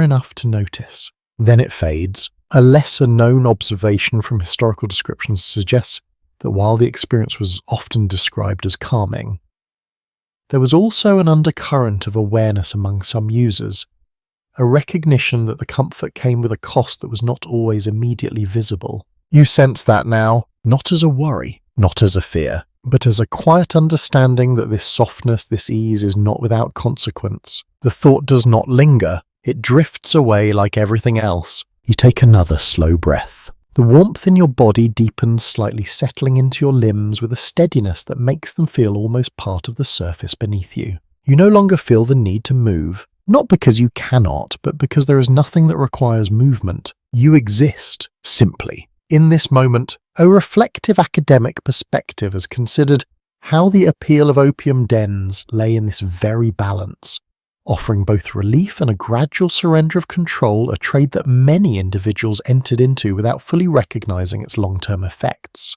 You feel that balance now, comfort, and something just beneath it, not unpleasant, but present. You shift your gaze once more. The room remains unchanged. yet your experience of it continues to evolve. The figures, the lamps, the soft haze of smoke all feel slightly further away, as if you're observing them from a gentle distance. Your thoughts drift again, not forming into clear ideas, just small impressions that rise and fall without direction. You let them pass. There is no need to hold on to anything, no need to understand everything, only to remain, to breathe, to feel the slow, steady unfolding a sensation within your us. And as you lie there fully supported, fully immersed in the quiet rhythm of the room, you realize that the comfort you feel is not simple. It carries with it a subtle weight, a depth that continues to grow even as everything else seems to soften and fade. You rest within that quiet balance where comfort and heaviness exist together, neither cancelling the other out. The room continues to hold its steady rhythm, and your awareness drifts outward once more, not with urgency, but with a gentle curiosity that rises and settles without effort. Your gaze moves across the figures again. This time you begin to notice small details that feel more grounded, more connected to the lives that brought each person here. The softness in the room does not erase those traces, it only makes them quieter. A man near the far wall shifts slightly, his sleeve pulling back just enough to reveal a wrist marked by sun and labour. The skin is rough, the lines deep shaped by years of physical work. Even here in this stillness, that history remains. A broadly accepted historical understanding points out that many frequent visitors to opium dens in port cities were labourers, sailors and migrants, people whose daily lives involved long hours, physical strain and uncertain conditions. For some, these spaces offered a temporary release from that weight. You see that release now. His face, though lined, carries a softness that suggests the absence of effort, at least for this moment. The tension that may have followed him here has eased, replaced by a quiet stillness. Across from him, another figure lies with a different presence. Their clothing is cleaner, more structured though, now relaxed by the way it falls across their body. A cuff slightly loosened. A collar no longer held tightly in place.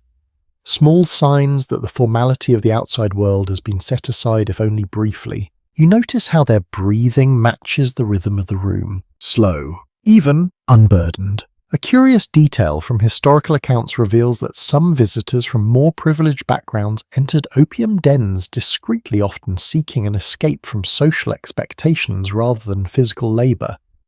These spaces, hidden and quiet, allowed for a kind of anonymity that was difficult to find elsewhere. You sense that anonymity here. No one is defined by their role. No one is required to perform. Each person exists within the same softened space, their differences muted though not erased. You shift your head slightly. The motion feels distant, but it completes itself without strain. Your eyes settle on another figure closer to you, their posture less settled than the others.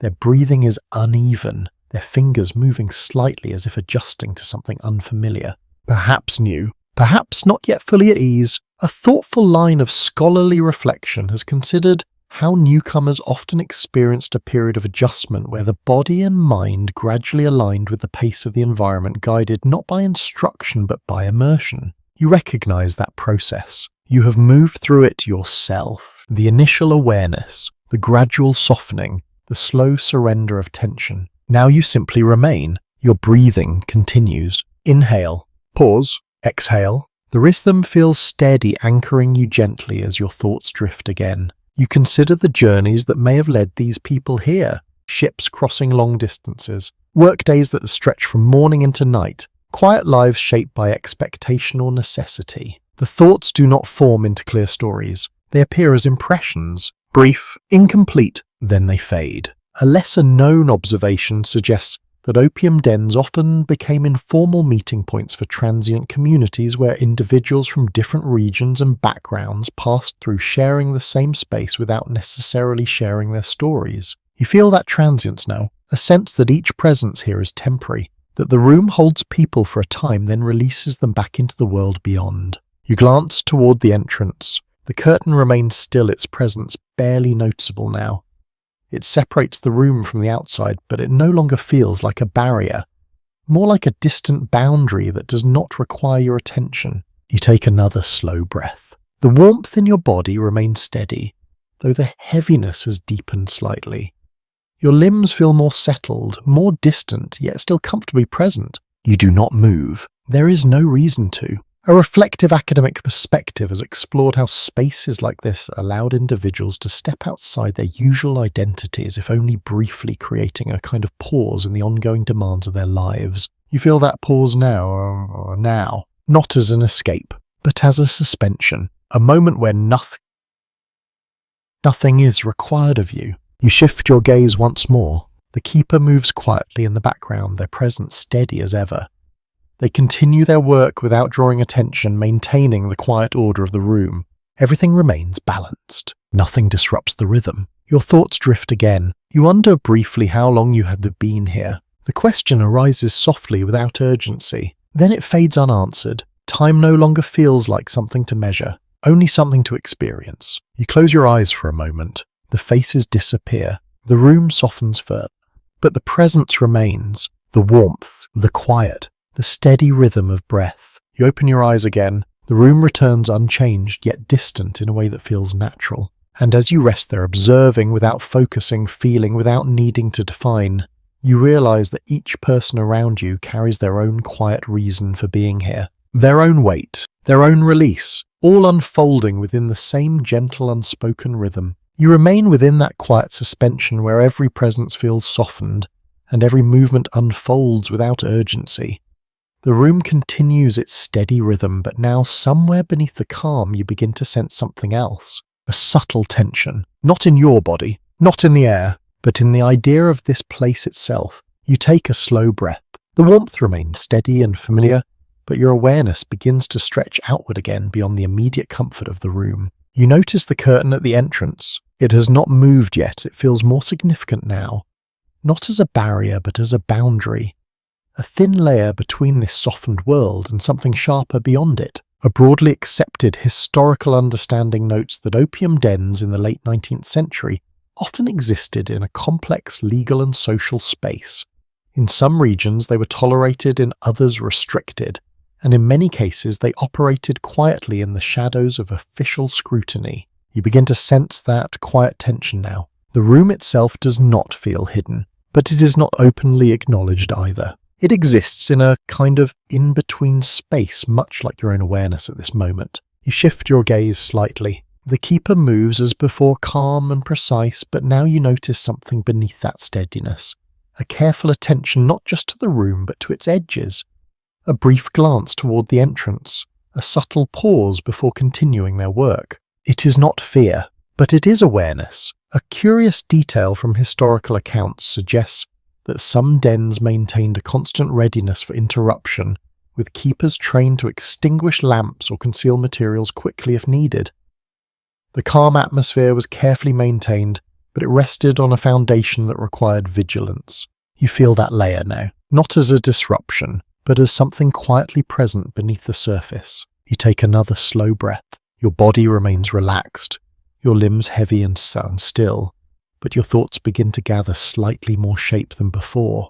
Not sharp, not urgent, but more defined. You consider the outside world again, the street, the lanterns, the distant sounds. They feel far away, yet now they carry a different weight. A thoughtful line of scholarly reflection has explored how the secrecy surrounding opium use contributed to its allure, creating a sense of separation from ordinary life that was both appealing and isolating. You feel that separation now. The room feels self-contained, complete, but also disconnected. You glance toward the other figures. They remain as they were, their expressions calm, their bodies at rest.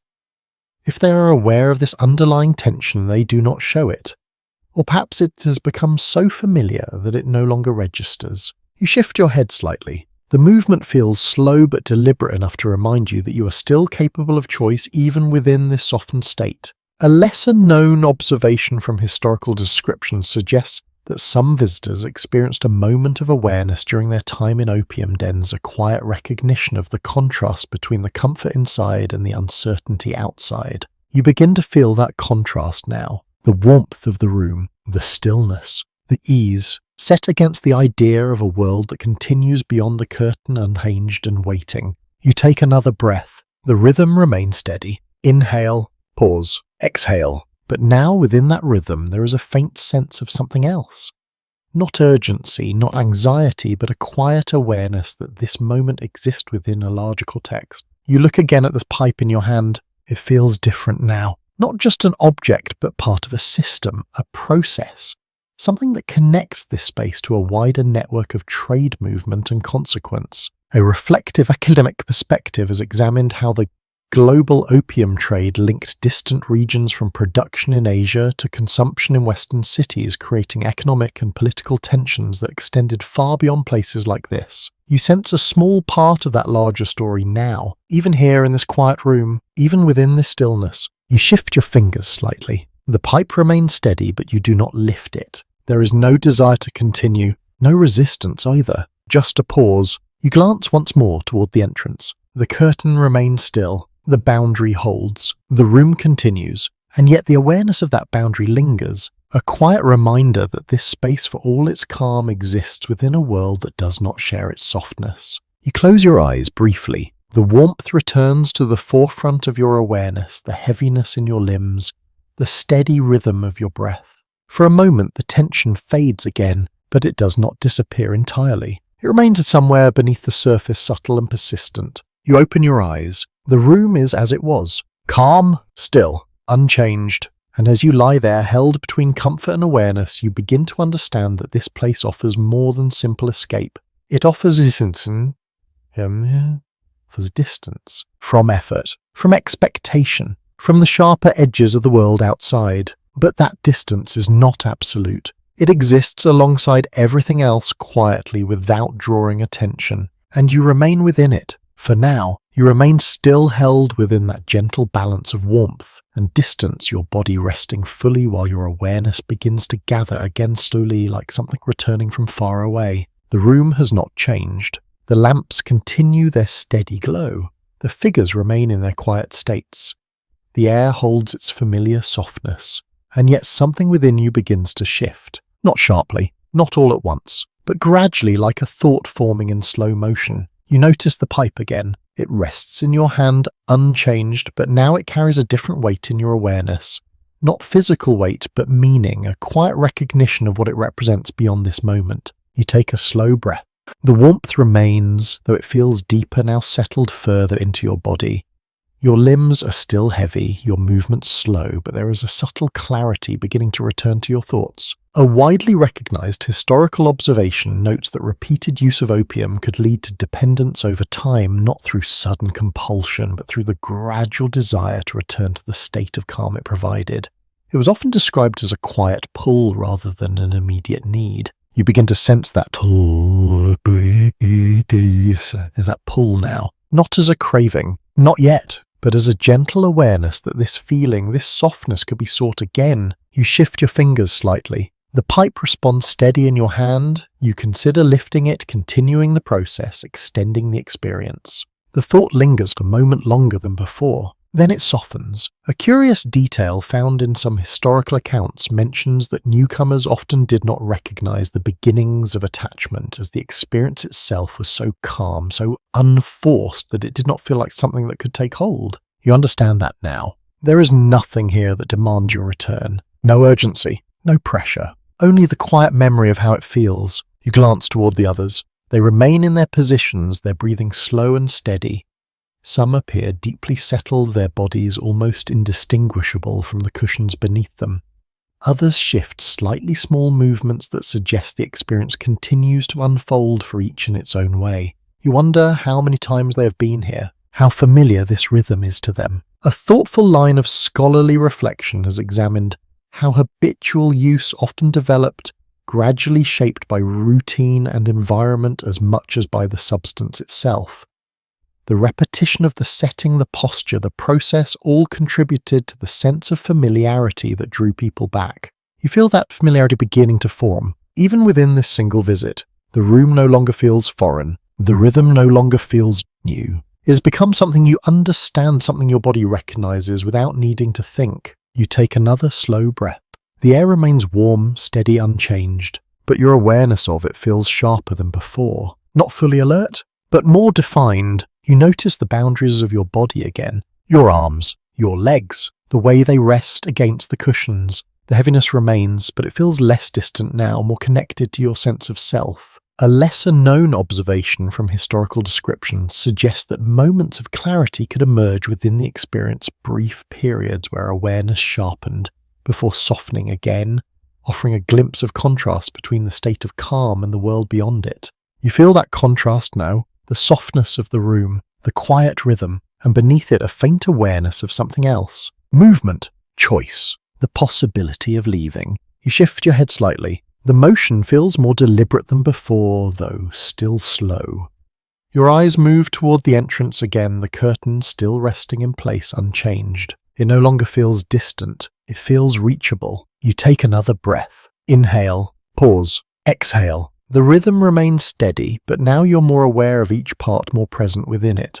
A reflective academic perspective has explored how the cycle of use and return was often shaped by this interplay between immersion and awareness, where moments of clarity allowed individuals to recognize their state even as the comfort encouraged them to remain. You sense that cycle now, not fully formed, but present. You look once more at the pipe. It rests quietly in your hand, offering the continuation of the experience without asking for it. You do not lift it. Instead, you let your hand relax slightly, allowing the pipe to settle more fully into your grasp. The choice remains open. Unforced, you glance again at the room. The figures, the lamps, the soft haze of smoke all continue as before.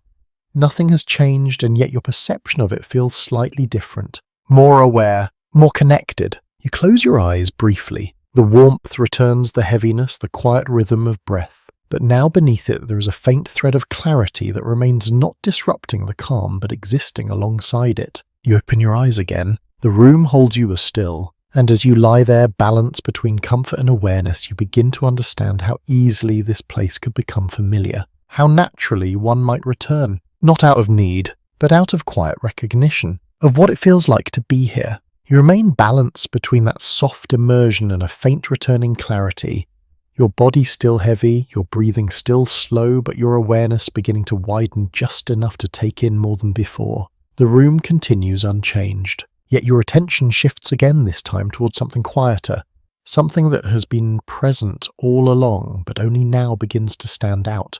The exchange beneath the calm. You notice the small table again, not just the tools this time, but the way they are handled, the rhythm of preparation followed by pause, followed by use. It is not random, it follows a pattern, one that repeats quietly throughout the room. A broadly recognized historical insight highlights that opium dens operated as structured businesses, often with set prices for each prepared pipe.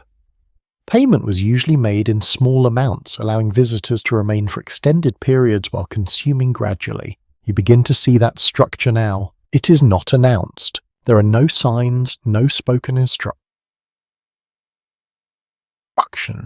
but it is there, woven into the way the keeper moves, the way the tools are used, the way the experience unfolds in measured steps. You glance toward the keeper. They move as before, calm and steady, but now you notice the small exchanges, a subtle hand movement, a quiet acknowledgement, the passing of something small, perhaps coins, perhaps tokens of payment. It happens without disruption, without breaking the rhythm of the room. A curious detail recorded in some accounts notes that transactions in these spaces were often conducted with minimal words, sometimes with none at all. Regular visitors understood the process and newcomers learned quickly through observation. You recognize that quiet understanding now. Nothing needs to be explained. Everything is learned by being here. You shift your gaze to another figure. Their hand moves slowly toward the keeper, holding something small.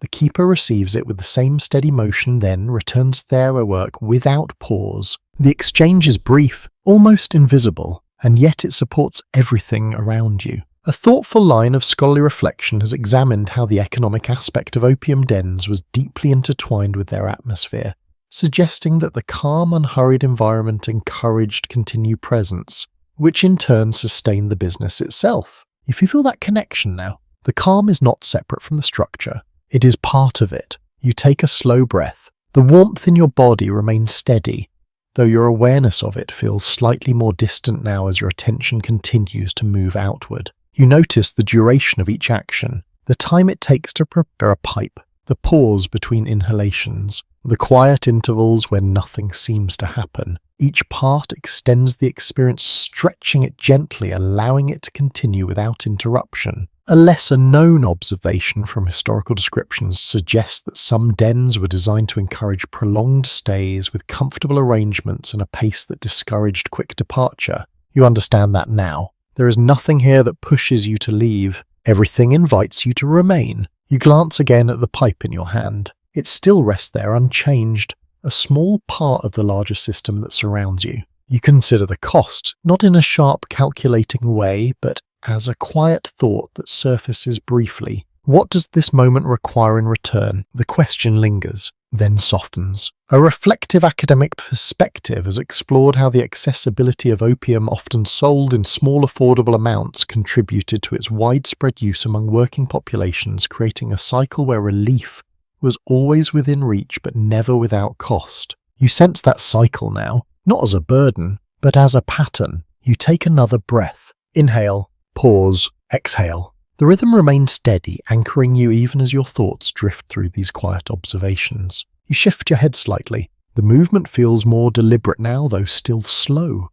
Your gaze moves toward the entrance once more, the curtain still resting in place unchanged. The boundary remains, but now you're more aware of what lies on either side. Inside the calm, outside the world that continues with its own pace, its own demands. You look back to the room. The figures remain each one part of the same quiet system, the same slow exchange of time, sensation, and cost. You realize that this place is not only about escape, it is also about continuation. A different kind of rhythm, but a rhythm nonetheless. You close your eyes briefly. The warmth returns to the forefront of your awareness, the heaviness in your limbs, the steady flow of breath. But now beneath it there is a faint understanding that this calm is sustained by something ongoing, something that moves quietly beneath the surface. You open your eyes again. The room remains. The keeper moves. The exchanges continue. And you lie there, part of it for now, observing without judgment, feeling without urgency as the quiet economy of the space unfolds around you. You remain where you are, your body still resting deeply into the cushions, your breath steady and unforced. The room continues its slow rhythm, but something within you begins to shift again. It is subtle at first, a lightness, not the same floating sensation from earlier, but a gentle lifting as if the weight that had settled into your limbs is beginning to ease. You take a slow breath. The warmth in your chest is still there, but it feels less concentrated now, more spread out, less defining. It no longer anchors you in quite the same way. A well-documented historical observation explains that the effects of smoked opium often came in waves, rising gradually, then softening just as slowly, leaving behind a lingering calm rather than an abrupt end. You begin to feel that softening now. Your fingers move slightly. The motion feels easier than before, less delayed, though still unhurried. The pipe in your hand no longer feels as prominent, its weight has become ordinary again. You lower it gently onto the cushion beside you. The action is quiet, careful, but it requires less effort than you expected. You rest your hand. Empty now. You notice the difference. A curious detail from some historical descriptions notes that as the effects began to fade, users often became aware again of small physical actions, movements that had previously felt distant or unnecessary. You flex your fingers once. The motion is smoother, more immediate. You take another breath. Inhale, pause, exhale. The pauses shorten slightly, not disappearing but returning to a more familiar rhythm. You become aware of your body again, more clearly now. Your arms feel heavy but present. Your legs remain settled but no longer distant. The connection between your awareness and your body strengthens gently without breaking the calm. A thoughtful line of scholarly reflection has explored how the fading stage of opium use often brought quiet return of clarity, though softened by the lingering effects of the substance. You feel that clarity returning now, not sharp, not demanding, but steady. You open your eyes a little wider. The room comes into clearer focus. The edges of objects regain some definition. The light from the lamp still glows softly, but it feels more contained, less diffuse. You glance toward the other figures. Some remain deeply settled, their breathing slow and even. Others shift slightly, their movements suggesting a similar return to awareness. The room itself does not change, but the way you experience it does. A lesser-known observation from historical accounts suggests that the transition out of the opium state was often as gradual as the entry, allowing individuals to reorient themselves without sudden disruption. You notice that gentle transition now. There is no abrupt awakening, only a slow unfolding. You shift your head slightly. The movement feels natural, unforced. The cushion beneath you adjusts, supporting you as before, but you're more aware of it now, more present within the sensation. You take another breath. The air feels lighter, not because it has changed, but because your perception of it has shifted. The sweetness is still there, but it no longer defines the experience. It fades into the background. You become aware of the room's sounds again, more distinctly this time. The soft murmur of voices, still quiet but clearer. The faint movement of fabric. The occasional clink of tools. Each sound separates slightly from the others, no longer blending into a single continuous presence. A reflective academic perspective has considered how this stage often allowed individuals to observe the contrast between the altered state and ordinary awareness, highlighting the differences without fully breaking the sense of calm. You feel that contrast now. The softness remains, but the distance has lessened. You glance toward the entrance. The curtain remains still, but it feels closer now, more immediate. The idea of the outside world returns not as a distant thought, but as something real, something waiting. You do not feel compelled to move. Not yet, but the possibility is clearer. You shift your arm slightly. The movement is smoother, more responsive. The heaviness has not disappeared, but it has lessened, allowing for small adjustments without effort. You settle again. The cushions still hold you, the warmth still surrounds you, but your awareness has widened. A subtle historical note suggests that many users described a lingering calm, even as the primary effects faded, a quiet afterglow that softened the return to ordinary sensation. You feel that afterglow. Now it rests beneath everything, a gentle layer that remains even as clarity returns. You take another breath. Inhale. Pause. Exhale. The rhythm feels more familiar, more aligned with what you knew before entering this space. You look once more at the room. The figures, the lamps, the soft haze of smoke all remain, but they feel more distinct, more separate from you. You're no longer fully within the experience. You are beginning to step back from it, not physically, but perceptually. And as you lie there aware of this gradual return, you realize that the moment is not ending. It is simply changing. You remain still for a few breaths longer, letting that gentle return continue at its own pace. The calm has not left you, but it has shifted, settling into something lighter, something that allows you to notice more without disturbing the quiet. Your body feels present again, not fully restored to the alertness you had before, but no longer distant.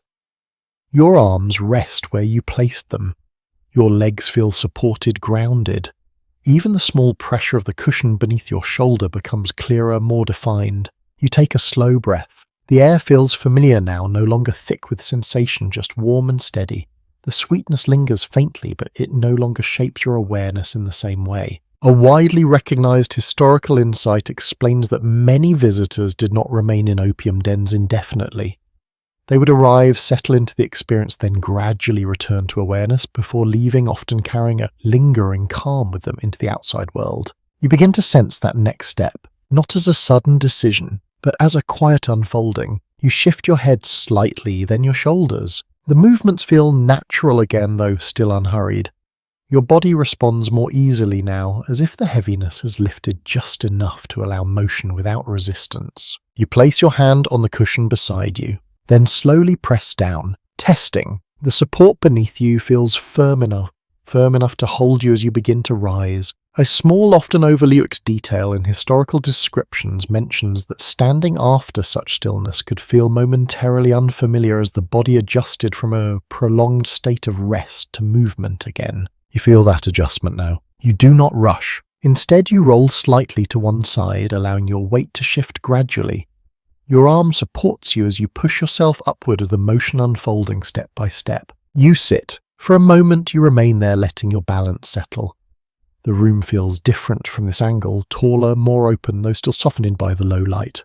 You take another breath. Your chest expands more fully now. The rhythm of your breathing aligns more closely with your awareness. A thoughtful line of scholarly reflection has explored how the act of leaving an opium den was often described as a quiet transition, not just physically but mentally, as individuals re-entered the pace of the outside world. You feel that transition beginning. You glance around the room once more. The figures remain. Some still lie as you did moments ago, deeply settled.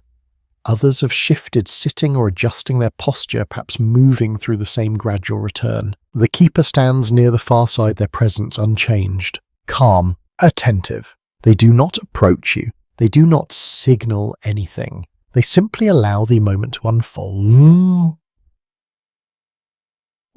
A curious detail from certain accounts suggests that departures were often as unceremonious as arrivals, with little acknowledgement, as if each person moved through the space according to their own rhythm, without the need for formal interaction. You understand that now. There is no need to announce that you are leaving, no expectation to explain. You place your feet carefully on the floor. The surface feels steady beneath you, slightly cooler than the cushions. You shift your weight slowly, allowing your legs to adjust. For a brief moment you feel the difference, the contrast between stillness and movement. Then it settles. You stand. The motion completes itself without strain, though you remain aware of each part of it. Your body feels stable, your balance secure, even if your movements remain slower than usual. You take a moment to remain upright, to feel the space around you from this position. The room appears slightly different now, not because it has changed, but because you have. The edges are clearer, the distance between objects more deepened. The softness remains, but it no longer envelops you in the same way. A reflective academic perspective has suggested that leaving such environments often brought a subtle awareness of contrast, highlighting the differences between the altered state and ordinary perception. You feel that contrast now, the calm within you, the clarity returning. You take a step, then another. Your movement is quiet, careful, though no one seems to notice. Or perhaps they notice without acknowledging. You move toward the curtain. Each step feels steady, guided by your own pace rather than the rhythm of the room. A lesser-known observation notes that some individuals describe the moment of approaching the exit as both simple and significant, a crossing from one state of awareness into another. You reach the curtain. Your hand lifts. The fabric feels familiar beneath your fingers, soft and worn. You pause, just for a moment. Then you push it aside. The air beyond feels cooler, sharper. The difference is immediate, though not overwhelming. You step forward. The threshold is crossed quietly, just as it was when you entered. And as you move through, you carry with you the lingering calm, the softened awareness, the memory of a space that exists just behind you, unchanged as you leave it behind. You step through the curtain and pause just inside the narrow entrance, not fully outside, yet not entirely within the room you are leaving behind. The shift in air is immediate. It feels cooler against your skin, lighter in your lungs, as if the space itself has opened again. You take a slow breath. The sweetness that once filled every inhale is now faint, lingering only as a memory at the back of your senses. The air here carries different notes. Damp stone, a trace of night air, something sharper, more defined. You rest your hand briefly against the doorframe. The wood feels solid beneath your fingers, grounding in a way that the cushions were not.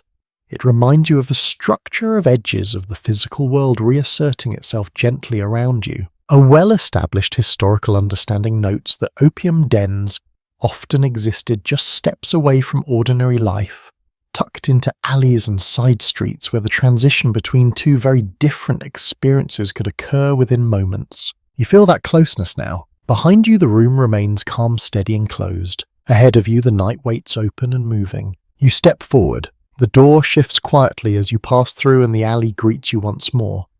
The lantern light seems brighter than before, though it has not changed. The shadows feel sharper, the space wider. You pause, letting your senses adjust. A curious detail from some historical accounts mentions that individuals often experience the outside world as slightly heightened after leaving an opium den, not because it had changed, but because their perception was recalibrating. You notice that now. The sound of distant movement reaches you more clearly. A faint wheel rolling somewhere beyond the alley.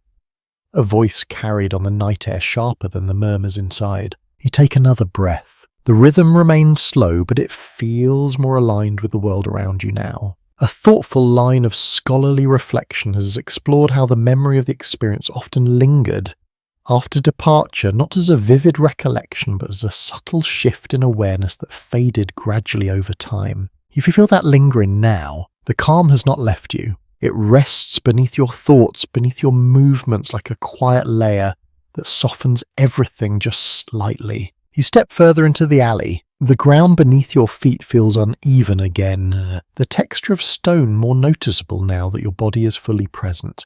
Each step carries a gentle awareness. Not rushed, not heavy, simply steady. You glance back. The door remains as it was, unremarkable, closed. There is nothing about it that reveals what lies beyond. A lesser-known observation from historical descriptions suggests that many such places left no visible trace for those who did not seek them out, blending seamlessly into the fabric of the city. You understand that now. From the outside, it is just another doorway, just another part of the street. You turn away. Your attention moves forward toward the open space beyond the alley. The night stretches out, carrying with it the quiet continuation of life beyond that hidden room. You take another slow breath. Inhale, pause, exhale. The rhythm feels familiar but lighter now, more responsive to your surroundings. You notice your body again. Your arms move naturally at your sides. Your legs carry you forward without hesitation. The heaviness has lifted, leaving behind only a faint trace of the warmth that once filled you. A reflective academic perspective has considered how experiences like this could leave subtle impressions, shaping how individuals perceived stillness, rest, and escape even after returning to ordinary life. You feel that impression now, not as a strong memory, but as a quiet echo. You reach the end of the alley. The street beyond opens wider, the lanterns spaced further apart, their light casting longer shadows. The sounds of the city return, not overwhelming but present, reminding you that the world has continued in your absence. You step into it. The transition's complete, and yet something remains, a softness in your awareness, a steadiness in your breath, a quiet understanding of what it felt like to step outside the usual rhythm, even if only for a time. You walk slowly, not because you must, but because it feels natural to do so. The night air moves gently around you, carrying the faint traces of the city, the distant sounds, the subtle shifts of light and shadow. You do not hurry. There is no need. The experience behind you fades gradually, not disappearing, but settling into something quieter, something less defined. You take one more breath, deep, steady, and as you exhale, you allow the last of that soft haze to drift away, leaving you present, grounded, and calm. Now, as you continue walking, the world feels steady beneath you. The sounds soften into a gentle background. The light becomes less sharp, and your thoughts begin to slow once more.